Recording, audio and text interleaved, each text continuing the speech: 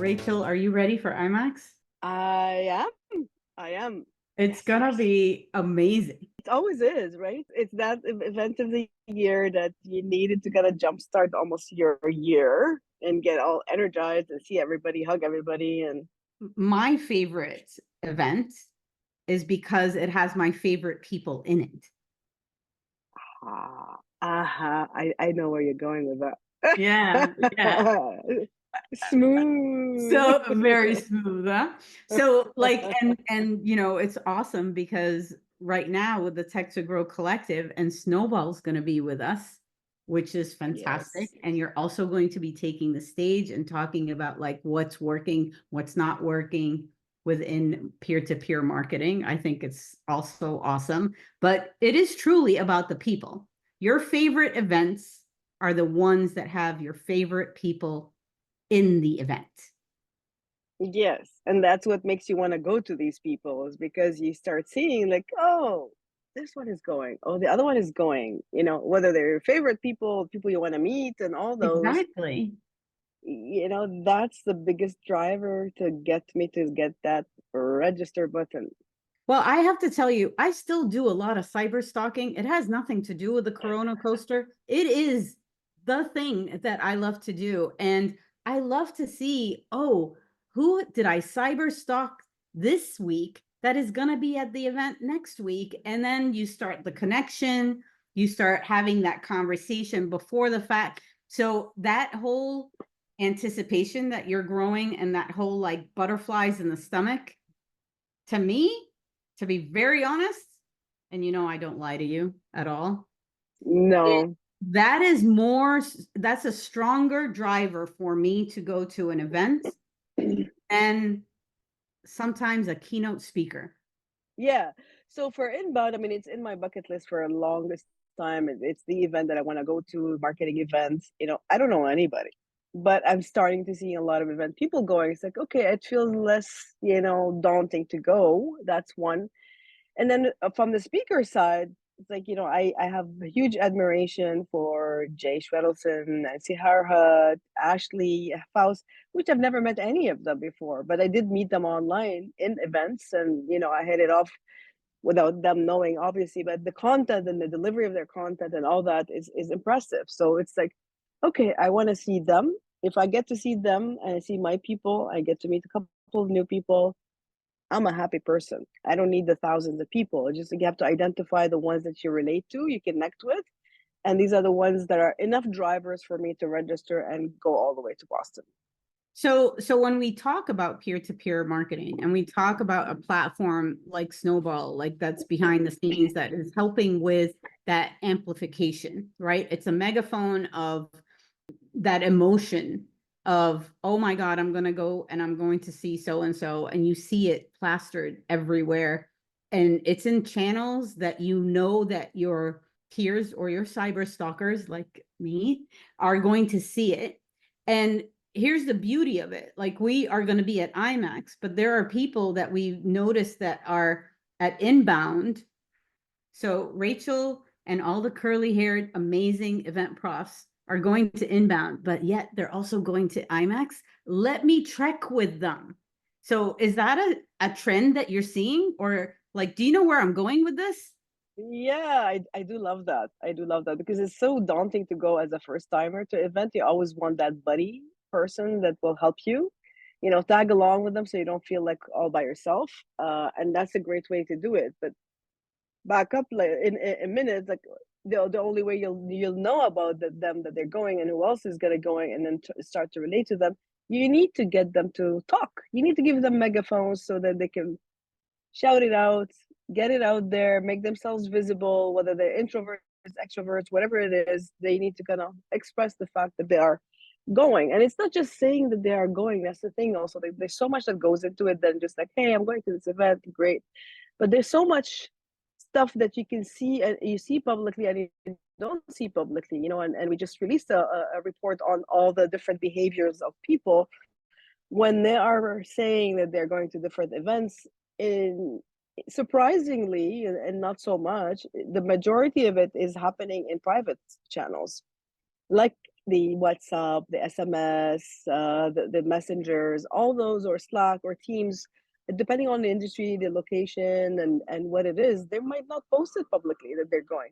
Those people, we have to go where they are and help them, enable them to be able to easily promote that. So talk to me about like amplifying the content exchange, where it's content in sessions, or it's content, even if it's like ad hoc meetup conversations. So how can we do a better job where those content exchanges are also a driver for events, not only from the start and end date of the event, but like even after? It's funny because, I've been having this conversation lately, and it's just like, people think that, peer-to-peer marketing is just that whatever you see, oh, I'm going to the event. But then when you deep down, dig a little deeper, there's so much that you could do with it, and different strategies you could do it. It's almost like the tip of the iceberg that you see out there. In terms of content, I mean, there's so many strategies you can do beforehand in repurposing the content from a previous events to lead and drive your upcoming event with that content. So it's not sitting there, but it's almost sampling or showcasing like what kind of content that you've done, that you captured, that it allows you to still work with it and use it to drive people to come up and register for the next one.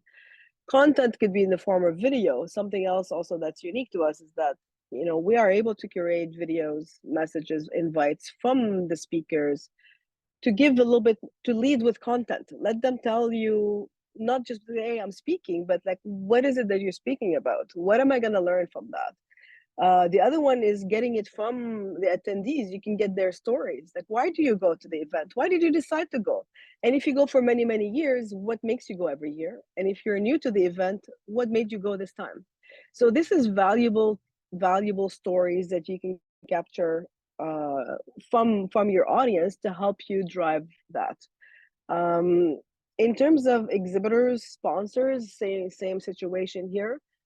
And what's the beauty about it is the impact of the data that we can collect behind that, and be able to tell you the landscape of all your audience, their behaviors, where they're sharing it mostly, who is your top performer, because that allows you then to identify your top performer.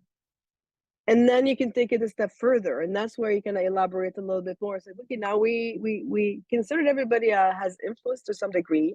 We don't know who's going to stand out. Don't go hire an external influencer is going to pay you a lot of money, but they're not tapped into your audience. Let's start with the core base of what we have. From that, we identify to you your top performers that sometimes you don't even know that they are influential in what they're doing. From there, it's up to you then to kind of take it a step further, or work with us to kind of work on a strategy plan. So it's like, okay, what can we do with these? So it's really about the power of people that are helping you market and promote whatever you choose to promote.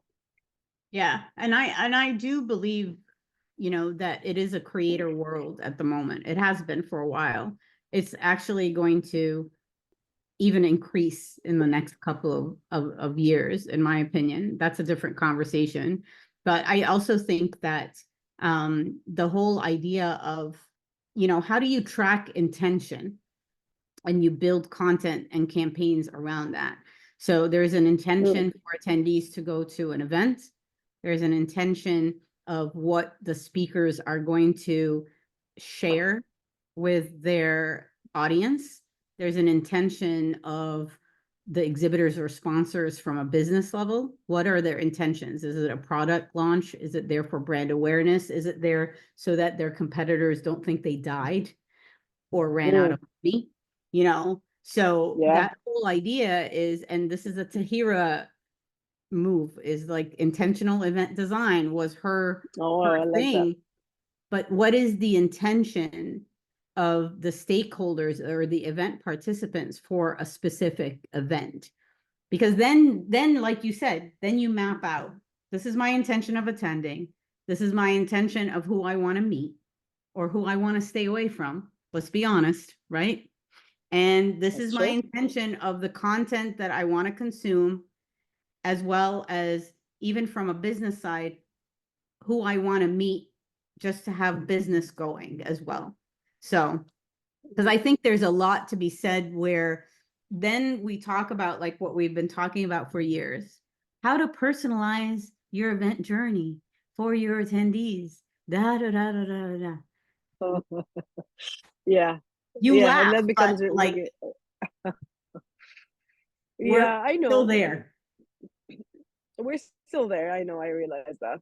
But what I wanted to mention also something about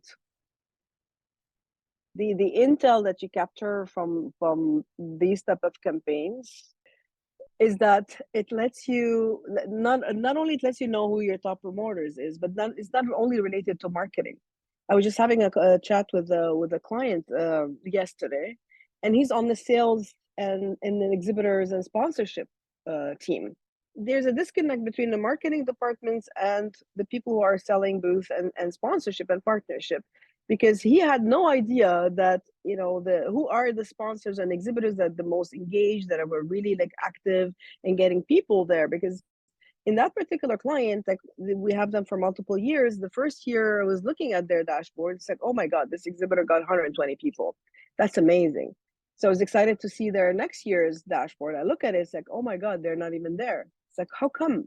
So the team from the marketing team, or maybe giving visibility to the sponsorship and exhibition team, to have a look and see, okay, well, these are great, let's see what we could do with them. So it has so much ramification than the obvious what you see, like I said, the tip of the iceberg. That's, yeah, we're exhibiting, but behind the scene you have so much to work with from a marketing point of view, from a sales point of view, and as an event also overall Well, I point of mean, view. yeah, exactly. Because if the exhibitor was an influencer, and potentially that 120 that they brought in, there could have been like a specific package that they could have extended to those attendees, or like even an incentive for the exhibitor to come in to maybe spend more money or in a different manner, or like some sort of get together reception for the 120.